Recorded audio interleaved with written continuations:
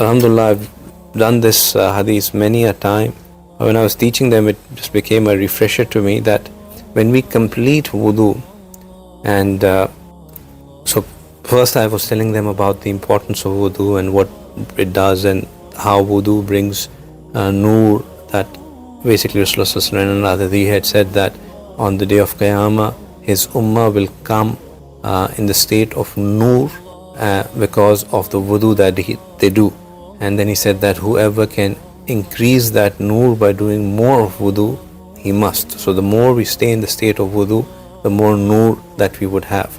And then we were talking about that how that noor, acts as a source of guard against shayateen, against jannat, because it is noor is positive energy, and jannat and shayateen being negative energy, they can't impact you.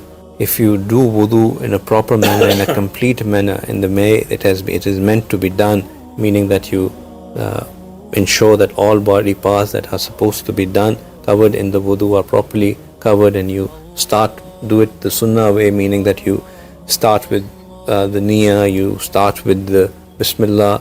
In fact, one of the hadiths that we looked at was that the one who starts with bismillah is like the one who has not only purified his external organs but also his batin as well.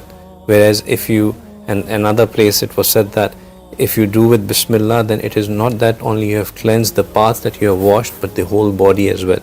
So starting with bismillah alone has this benefit of cleaning not just the exterior but the interior, not just the parts that we wash but every aspect of our body.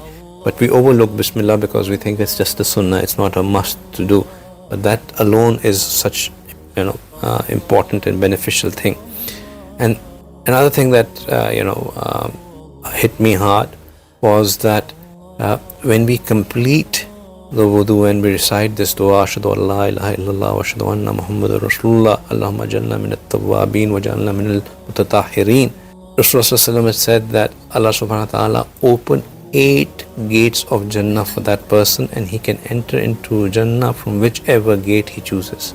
Now, here we are striving to find ways of entering Jannah, and just by doing wudu, 8 gates would open and you can choose whichever gate you want to enter in from. So Allah has really made it easy for us to attain Jannah. It's only us who make it difficult. And then going to sleep in the state of wudu is covered this many times before, but the one who sleeps with wudu, there's an angel by his side, and as soon as he turns in the sleep, the angels make dua that, Ya Allah, forgive this person.